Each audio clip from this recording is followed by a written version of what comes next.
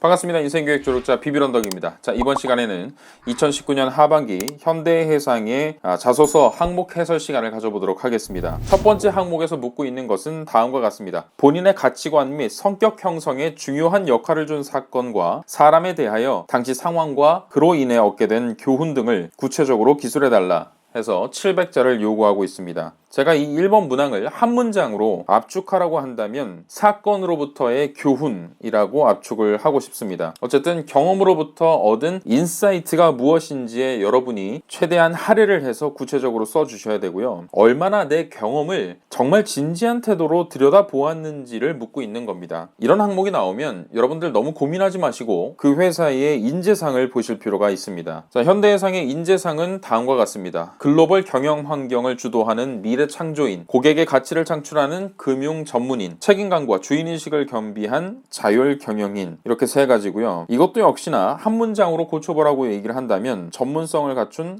가치 창조적 인재, 이런 부분을 원하고 있다라고 압축하고 싶습니다. 여러분들이 경험을 선택하실 때 최소한 이 세 가지 안에 들어오지 않는 범주 내의 것들은 일단 가지치기를 해보시는 것도 좋은 방법입니다. 여기서 더 나아가서 여러분들께서 반드시 생각하셔야 되는 부분은 현대해상화재보험 주식회사의 자기소개서를 쓰고 계시지 않습니까? 그러니까 이 회사만이 가지고 있는 특징적인 어떤 업종, 손해보험업의 본질, 이런 부분들을 염두를 하고 쓰셔야 여러분들이 나중에 이제 면접을 가시거나 이 세 가지 항목을 모두 이제 작성하시고 나서 전체적인 맥락을 보셔도 어색함이 없습니다. 자, 그렇다면 손해보험업의 가치는 무엇이냐? 언제 닥칠지 모르는 어떤 중차대한 이벤트로부터 최소한 경제적 손실을 딛고 일어설 수 있도록 돕는 안정망이라고 할 수 있죠. 안전장치라고 할 수 있습니다. 그런데 특히나 생명보험업과의 조금의 차별성이라고 한다면 사람뿐만이 아니라 무엇까지? 재물에 이르기까지, 자동차 보험도 있고요, 화재 보험도 있고요, 재화나 재물에 이르기까지 범위가 굉장히 폭넓다는 특징을 가지고 있습니다. 그래서 정말 긍정적인 면을 한번 보자면 일단 사회보장 성격을 강하게 띠고 있는데 이것은 국가가 책임져 주지 못하는, 그러니까 공공성을 지닌 어떤 사회 안전망의 손길이 미치지 못하는, 차마 미치지 못하는 부분을 민간 기업의 힘으로 돕고 있다는 특성을 가지고 있는 것이죠. 제가 이렇게 길게 장황하게 설명을 드렸습니다만 이쯤 되면 이제 내가 쓸 수 있는 어떤 경험의 범주가 어느 정도는 정리되었고 좁혀졌다고 생각을 합니다. 그래서 나라는 사람은 어떤 사람이냐, 내가 가진 어떤 지식이나 재능이나 역량이라는 것을 가지고 혹은 어떤 정보를 공유함으로써 또는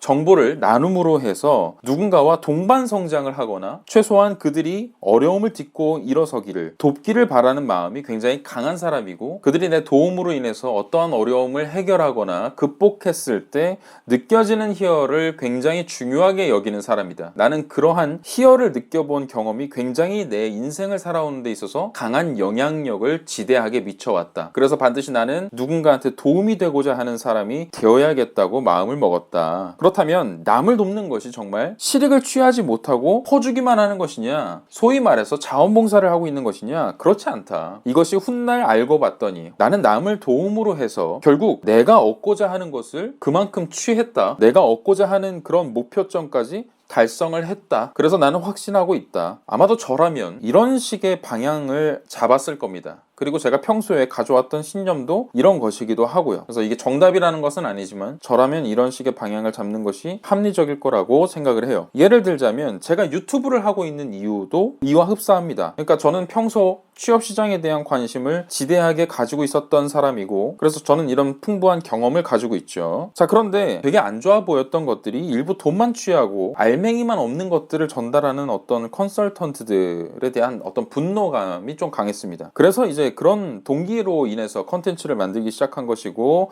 여러분들께 자료를 공유하고 나누기 시작했던 거죠. 그래서 혹자는 그렇게 얘기를 했습니다. 잠도 못 자고 이게 뭐 하는 짓이냐, 그래서 네가 얻는 것이 무엇이냐 라고 하기도 했지만 여러분들께서 이제 구독과 좋아요를 눌러주고 응원 댓글을 달아주고 이러한 것들을 보면서 그런 부정적인 반응을 보였던 사람들의 태도가 바뀌었으면 물론이거니와 가장 많은 영향을 받은 것은 알고 보면 저인 거죠. 높은 성취감을 느끼기도 하고 보람을 얻기도 했다. 훗날 제가 이제 광고를 붙여서 광고 수익이라도 나온다면 이것은 서로가 윈윈 아니겠습니까? 그러니까 이런 것들을 예로 들 수 있겠죠. 좀 더 나아간다면 이런 것이 약간 창조성을 띈다면 여러분들이 가지고 있었던 재능이나 흔치 않게 나만이 가지고 있었던 정보 정보력이나 지식 등을 활용해서 누군가를 창조적으로 도와줬던 그런 경험들, 그로 인해서 그가 어떤 어려움을 극복하고 문제점들을 해결해 나갔던, 같이 동반 성장을 했던 그런 경험이라면 자신 있게 정말 베스트라고 말씀을 좀 드리고 싶어요. 자, 그래서 여기서 이제 묻고 있는 것이 어쨌든 가치관과 성격 형성이란 부분이기 때문에 이런 부분들을 좀 이렇게 소제목 정도에 압축을 하시고, 여러분들께서만 가지고 있는 그런 고유한 이벤트를 먼저 이제 앞으로 올리시고, 그로부터 배운 교훈이 무엇인지, 결국은 이게 중요한 거니까요. 그로 인해서 내가 어떤 가치관을 가지게 되었는지, 그리고 그 다음부터는 내가 어떠한 사람이 되어가고자 했는지를 용두사미처럼 절대 가져가지 마시고, 뒷부분을 최소한 30%에서 40% 정도는 집중적으로 할애를 해서 내가 얻은 교훈이 무엇이다, 그리고 내가 어떤 가치관과 소신을 형성하는데 굉장히 이런 부분이 중요했고,